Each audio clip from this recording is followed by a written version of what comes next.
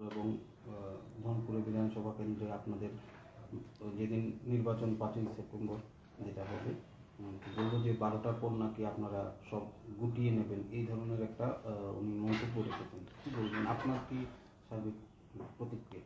হ্যাঁ, আজকে দৈনিক সংবাদ পত্রিকাতেও মাননীয় মন্ত্রীর এই বক্তব্যকে 4 কলাম সেখানে খবরের শিরোনাম করেছে এবং আরও কয়েকটা চ্যানেলেও মন্ত্রীর এই বক্তব্য প্রচারিত হয়েছে। আমি প্রথমত বলবো এটা যে কোনো একজন মন্ত্রী বা কোনো রাজনৈতিক দলের নেতার মুখ থেকে এই জাতীয় বক্তব্য, এটা চরমভাবে গণতন্ত্রের প্রতি, ভোটারদের প্রতি একটা হুমকি।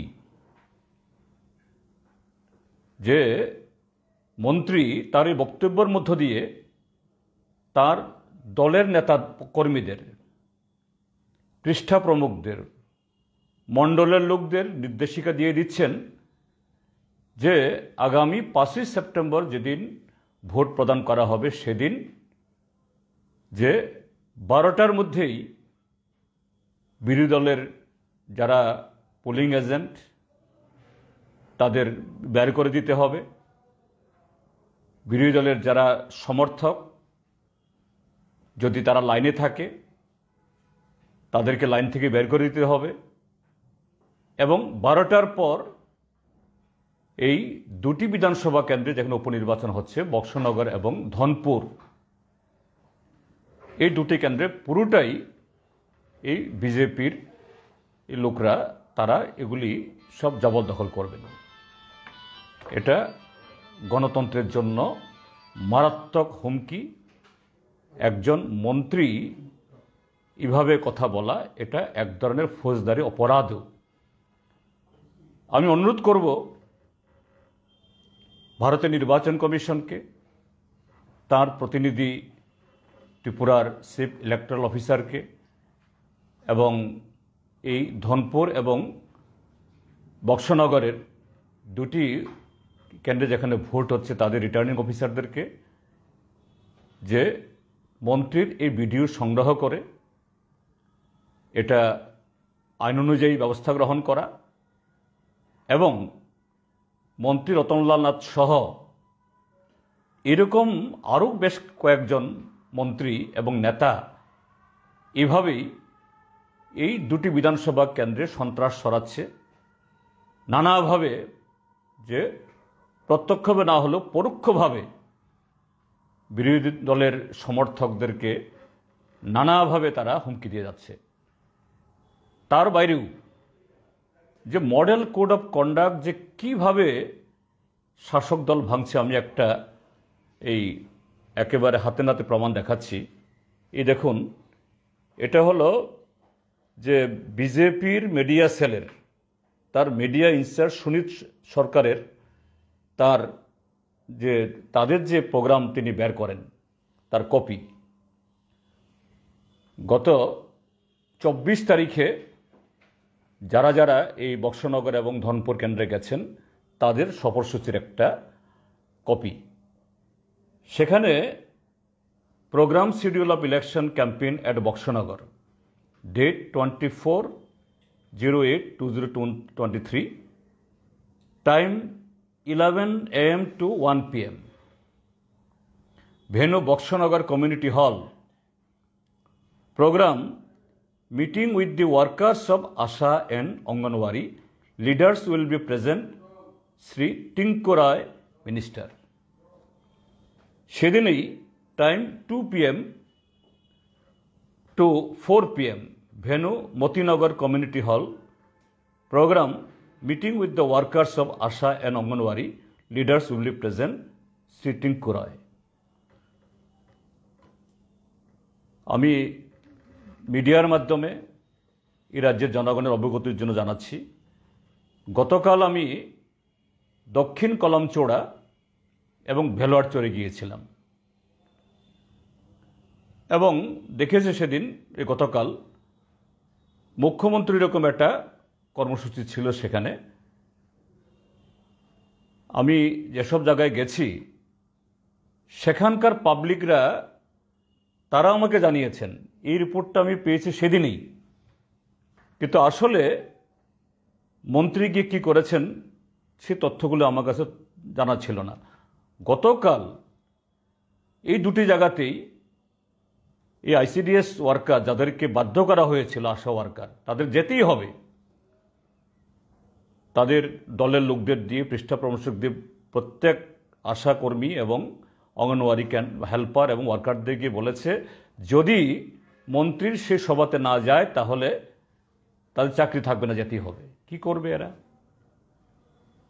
এবং সেদিন 24 তারিখে এই দুটি জায়গাতেই মন্ত্রী টিঙ্কু রায় এবং তার প্রমাণ হলো তাদের মিডিয়া সেলের এই সফরসূচি, এবং এরকম সফরসূচি 25 তারিখেরও আছে এরকমভাবে আর এক মন্ত্রী সুশান্ত চৌধুরী এবং এই প্রাক্তন উপমুখ্যমন্ত্রী জিষ্ণু দেববর্মার।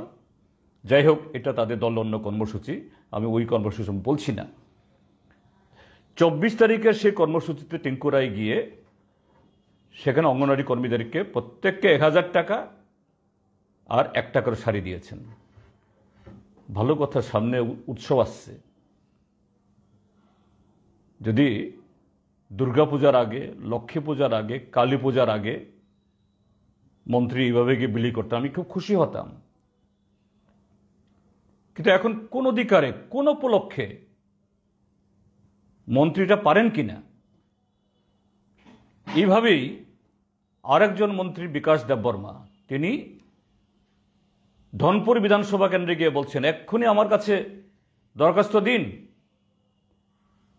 এক্ষুনি আমি রাবার বাগান স্যাংশন করে দিয়ে যাব। আরেক জায়গায় গিয়ে বলছেন যে আপনারা আমার অফিসে যান, আপনারা যা যা চান আমি দিয়ে দেব। তো শাসক দল নির্বাচনের আচরণবিধি, ন্যূনতম যে সৌজন্য, এগুলোকে কোনোটাকেই তারা মানছেন না। অর্থাৎ যেন তেন প্রকারেণ এক মন্ত্রী হুমকি দিচ্ছেন দুপুর 12টার পর বিরোধী দলের এজেন্ট থাকতে পারবে না, ভোটাররা থাকতে পারবে না, আর অন্য মন্ত্রীরা গিয়ে সেখানে শাড়ি বিলি করছেন, নগদ অর্থ বিলি করছেন, দরখাস্ত দিতে বলছেন, যেগুলো ভিডিওতে চলে আসছে, এদের দলের মিডিয়া সেলের রিপোর্টে চলে আসছে। তো ঘটনা কি? যে শাসক দল আতঙ্কিত, যেহেতু সরকারে আছে, ক্ষমতায় আছে, লোকজনকে ডাকলে পরে না এসে থাকতে পারে না, কিন্তু মানুষের কাছ থেকে সেরকমভাবে স্বতঃস্ফূর্ত সাড়া পাচ্ছে না। কাজেই একদিক থেকে উপঢৌকন, আরেক দিক থেকে হুমকি। তো এই জায়গায় দাঁড়িয়ে আমি নির্বাচন কমিশনকে, প্রশাসনকে বলবো সুস্থ এবং স্বাভাবিক নির্বাচনের স্বার্থে এই সমস্ত ফল্টি যারা মিনিস্টার, তাদের ওইসব জায়গায় বিচরণ বন্ধ করার ব্যবস্থা গ্রহণ করুন। নির্বাচন কমিশনের এই ক্ষমতা আছে। দুই হলো যে কেন শাসক দলকে ঘটনাগুলি করতে হচ্ছে জনগণের প্রতি আস্থা নেই, বিশ্বাস নেই, যে মানুষ, মন্ত্রী যাচ্ছেন, দলের তরফ থেকে নানা বলছেন, আসতে বাধ্য হচ্ছেন, কিন্তু এদের ভোট তারা পাবে এটা নিশ্চিত না। সেই কারণেই ঘটনাগুলো। আমি ধনপুর এবং বক্সনগরের নির্বাচক মণ্ডলীকে বলবো যে মাত্র কটা দিন আগে ভোট গেছে, 6 মাস আগে। বক্সনগরে তো বামফ্রন্টের প্রার্থী জিতেছেই, আর ফেব্রুয়ারির ভোটের সাথে যদি তখনকার অঙ্ক যদি একটু এখন আবার মিলিয়ে নেওয়া যায়, মথার প্রার্থী নেই, মথার যারা সমর্থক নেতৃত্ব তারাও বলছেন বিজেপিকে ভোট না দিতে, তাদেরকে হারানোর জন্য। তাহলে দুটি অঙ্কই হলো বিজেপির অর্থাৎ শাসক দলের নিশ্চিত পরাজয়। সেই জায়গায় মাথা ঠান্ডা রেখে সাহস করে আগামী 5 তারিখ ভোরে ভোরে একসাথে ঘর থেকে নেমে লাইন ধরে ভোটটা দিন। শাসক দল এরকম যতই নর্তন কুর্দন যতই চেষ্টা করুক গণতন্ত্রের টুটি চেপে ধরার, হত্যা করার, তাদের এই চেষ্টা সফল হবে না। আর এই নির্বাচনের ফলাফলে এটা নতুন করে সরকার গড়া বা পতনের ব্যাপার নয়, কিন্তু গণতন্ত্রের স্বার্থেই ত্রিপুরাজ্যের আগামী 5 বছর যাতে ত্রিপুরাজ্যে সুষ্ঠুভাবে চলে তার স্বার্থেই শাসক দলের এই উদ্ধত্ত অহংকার, একনায়তন্ত্রী যে তাদের মনোভাব, এটাকে স্তব্ধ করার, তাদের সম্বিত ফেরানোর,